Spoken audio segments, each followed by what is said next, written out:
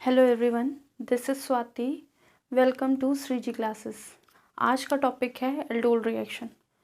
इससे पहले हमने एल्डोल कंडेंसेशन किया था, ठीक है। तो एल्डोल कंडेंसेशन थोड़ा सा डिफरेंस है, क्योंकि एल्डोल रिएक्शन के अंदर ही एल्डोल कंडेंसेशन आता है।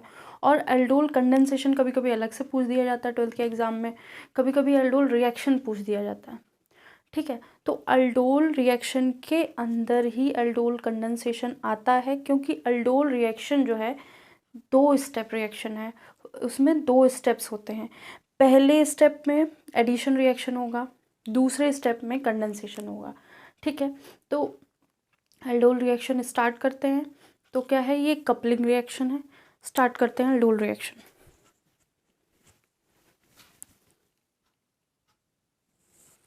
ठीक है, स्टार्ट करते हैं एल्डोल रिएक्शन। तो एल्डोल रिएक्शन में क्या है, it is a coupling reaction. ये कपलिंग रिएक्शन है जहाँ पे 2 स्टेप्स इन्वॉल्व होंगे। कपलिंग रिएक्शन में है मतलब 2 मॉलिक्यूल कपल कर रहे हैं आपस में, ठीक है। फिर एल्डोल रिएक्शन 2 स्टेप इन्वॉल्व हो रहे हैं। पहला addition reaction, aldol addition reaction हो रहा होगा, जिसमें addition of ketone enolate to aldehyde हो रहा हो, ठीक है।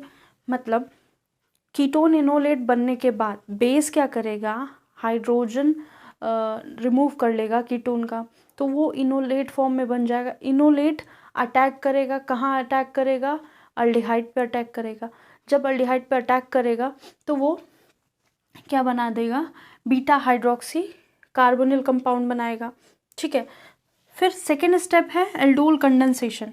ये ऑर्गेनिक सिंथेसिस रिएक्शन है, एक सिंथेसिस है जिसमें after formation of aldol, aldol बनने के बाद फर्दर डिहाइड्रेशन होगा, फिर फर्दर अल्कोहल हो जाएगा।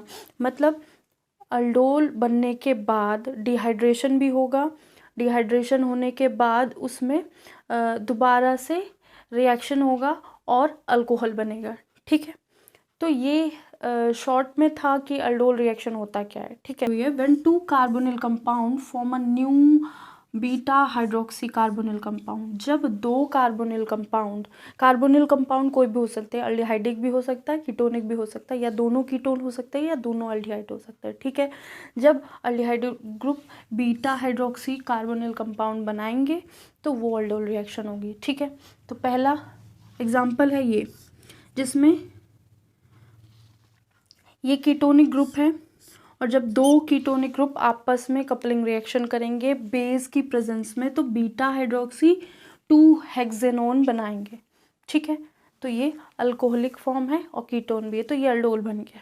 अब आगे फर्दर रिएक्शन होगा, डिहाइड्रेशन होगा। इससे डिहाइड्रेशन मतलब वाटर रिमूव होगा, वाटर रिमूव करेगा तो यहाँ पे डबल बॉन्ड बनेगा।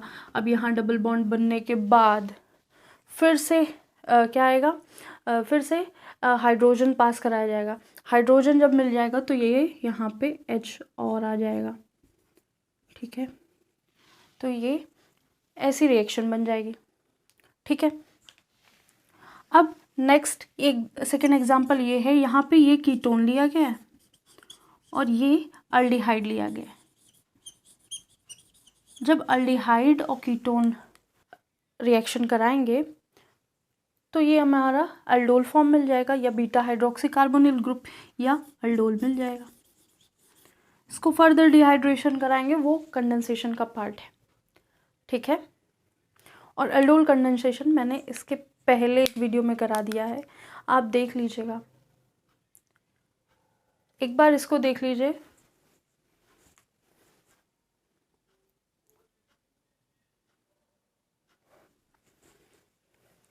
आई होप ये रिएक्शन आपको समझ में आ गई होगी। नेक्स्ट इसके बाद जो 12th में जो भी इम्पोर्टेंट रिएक्शन है वो हम लेकर आएंगे। इससे पहले हमने एल्डोल कंडेंसेशन कराया था। एक सीरीज़ चल रही है इम्पॉर्टेंट टॉपिक्स ऑफ केमिस्ट्री, उसमें भी सारे वो टॉपिक्स जो केमिस्ट्री में कहीं ना कहीं इन्वॉल्व होते हैं वो भी आएंगे। और अब इसके बाद फिज़िक्स भी स्टार्ट कर रहे हैं इस, ठीक है। आई होप आपको वीडियोज़ अच्छे लग रहे होंगे। Thank you. Like and subscribe कीजिए, करते रहिएगा। Thank you.